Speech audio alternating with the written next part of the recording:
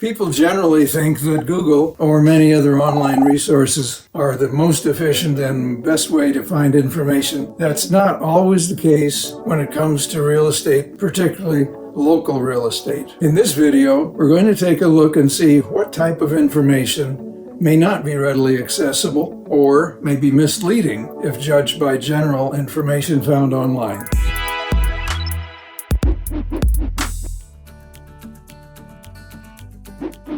I'm Michael Edlen, real estate broker in the West Side for 30 years, and we're glad to provide information whether you're a potential buyer or seller or another real estate agent. Thank you very much for joining us today.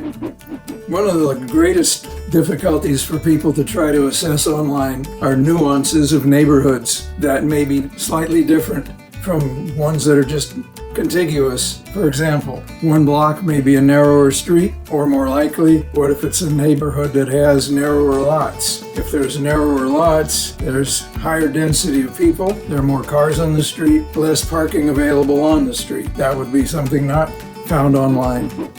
Another area of differences is looking at valuations of homes. The average given in a particular home is based upon an algorithm online that takes into consideration sales of homes many blocks from the particular property. The challenge with using that is that even properties that are in the same general neighborhood, one side of the street could be huge difference in value than the one across the street. For example, across the street may have an incredible view, adding $1 million to the value. Another one, if it's in a hill, may have no yard whatsoever because of the steepness and may have less value because of that. And there's combinations of these issues. There's no way that any internet-based source can begin to assess and take into consideration those variables. So, word to the wise should be sufficient. It may be useful if you'd like to subscribe. On the button below, we have a jam-packed, easy-to-read report comes out every month and gives an update on the state of the local market that may be useful for anticipating changes and making plans. The view value is another factor in there. Some views are minuscule, they're peekaboo. Other ones are 180 or 270 degree views. So in one case, maybe worth $50,000 more. In another case, could be worth $1.5 million more in some neighborhoods. There is no online way of assessing those variables. Local neighborhood sales absorption rates are another factor. Not easy to really assess from online statistics available unless you're able to sort out the specific neighborhood over a reasonable period of time. It can make a pretty big difference if, for example, in one neighborhood, homes are selling very quickly and at steadily rising prices, whereas in another area that's not far away, perhaps there's very little in the way of turnover, and perhaps it leads to prices being more stable. Market trends are also a factor that are difficult to assess online in any particular community or section of one. Pacific Palisades is no exception. If the market trend had been anticipated, as it could have been, that the village area would become increasingly desirable, not less so because of the congestion, people would have realized that values are likely to increase disproportionately near the center of the village. And that's been the case for the last 3 years. The whole Palisades is appreciated in value, but near the village has done so much more.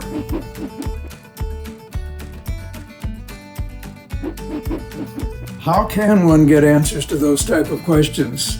Well, one way would be to ask people who live there. They may be your best source of information because people actually living in the spot you're thinking of or wondering about is certainly going to be a lot more reliable than trying to guess it from the internet. Another way would be to engage a real estate agent who has a lot of experience and maybe better yet lives in the community. That agent who's been there, done that, and works with clients every day in the neighborhood could be your best source of accurate information about pitfalls, disadvantages, as well as advantages to be considered. Every area has It's trade-offs. Of course, that principle holds whether you're possibly thinking of selling a home soon or buying one. A seasoned agent being on your side can be an invaluable asset in helping chart the waters, in helping guide the process, and working hand in hand with the fiduciary responsibility to your best interest. None of those things exist online, and people who do all of their work to try to buy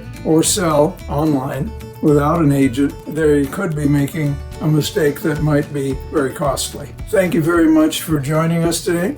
I hope you found some of this information useful. And if you have any questions or would like further information, don't hesitate to ask in the comments below. Thank you for subscribing, and we'll see you on the next one.